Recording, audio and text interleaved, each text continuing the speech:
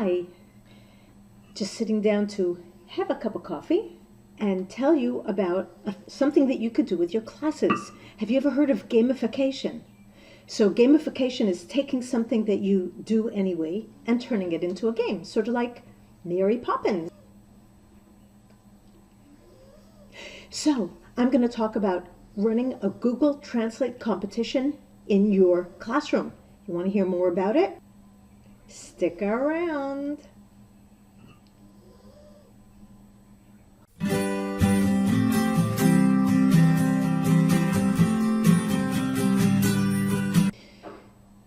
I'm not going to go into the whole history about it, but last year we ran a huge Google Translate competition. Google Translate, everybody knows Google Translate, but you can take it and do it as a game. You can use words, get your kids interacting with words, thinking about translations. So there's Google Translate that we all know, and some love, some less so. And the competition is based around Google Translate community, which exists all over the world. I'm going to be sharing a few resources with you down below that you can check out. There's a website that we built in order to accompany the competition that we did, and it has loads of resources and ideas for activities and stuff. There's also a link to my blog, Digitally Yours, that wrote about the competitions. I wrote a few of those blogs because we were doing them last year. And a few of the teachers have come up to me and asked me, are we having more competitions this year? Especially Hillary and Google have moved on and they're doing things differently, but that doesn't mean that you can't have your own competitions in class. So I'm going to show you how to do it on the phone as well as on the computer. Here we go. So I'm going to start showing you what it looks like on the phone because that's where most of your students are going to be doing it. This is what it looks like. You go into translate.google.com and you select the languages that you want to translate into. So we have English, and now I'm going to add Hebrew to it.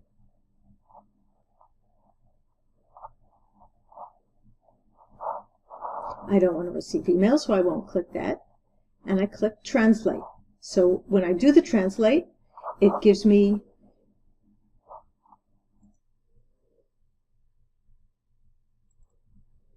I choose the language that I want to do it in.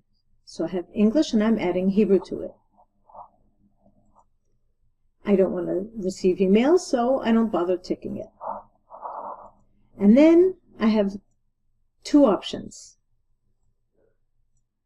I have either translate or validate.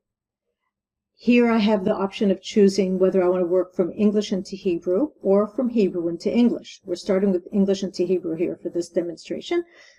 The translate is when you're given a bunch of words in one of the languages, here in English, to be translated into Hebrew. And you're asked to translate 10 words as you think they should be in the language that you're translating into. So let's see. Take for instance. So I'm going to write what I think take for instance should be. And it doesn't really matter if it's not completely exactly right, because there's a whole process that the translate goes through in order to learn and improve the translations. And as you can see, as I continue adding translations, each of these little bars will turn blue. I can either skip or submit. I skipped that one because that's just not even proper English. And I'm going to fast forward a bit until I get to the last word. Once I've translated 10 words, it tells me how many translations I've done. In this case, I've done 158 submissions. Yay me. And this is my badge. And this is what your students are going to make a screenshot and send it to you. So let's see how that's done. I go in, I take a screenshot, and I share it with my teacher. And the teacher will collect all of the screenshots together, and that's how she's going to be able to build the leaderboard to see who's in the lead for that week, within your class or between classes. You could do it the whole grade. You could do it the whole school. It's up to you. So here I've taken a screenshot and I'm sending it to my teacher, which is me. And I'm going to fast forward a bit and show you the other option. Okay, so that's what it looks like once I've sent it. And I'm going to go back into the Translate community. And I'm going to go back. Instead of translate it, that's not what I want to do. Instead of translate, I want to validate.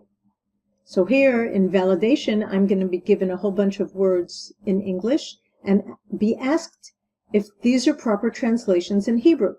So you mark what the translations are. And again, if you have something that just doesn't make sense whatsoever, you can just click on skip.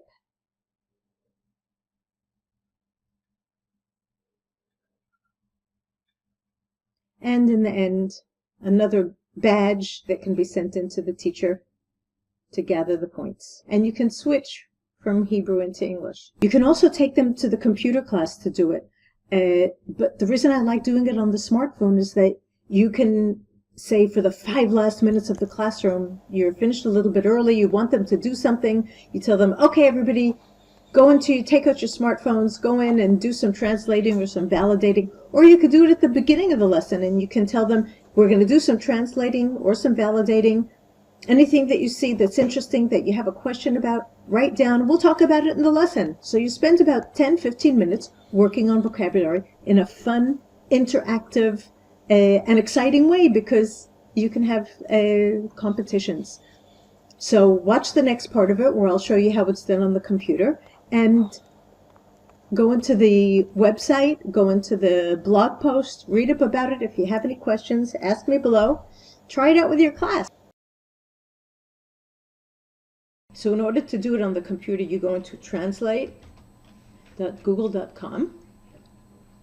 And here you have the regular translate tool that most of us know. But here you have an option to join the Translate community. You click on that. So this is how you do it on the computer. Have your own Google Translate community competition. Have a leaderboard. Keep count of how many points each student has accrued, or if you want them to do it in teams, let them do it in pairs. Talk about the translations. Use it as a springboard to get students thinking about translations and talking about translations and why one thing is good and what one thing isn't good. So if you have any questions, please write below. And you've seen how it works on the computer. You can either do it in a computer room, you could do it 5 minutes at the end of the lesson, tell everybody, take out your smartphones and start translating. It's a fun way to deal with language. I hope that helps somebody. And if you have any questions, like I said, below. And please hit that subscribe button over there. See you next week. Thanks, Hillary.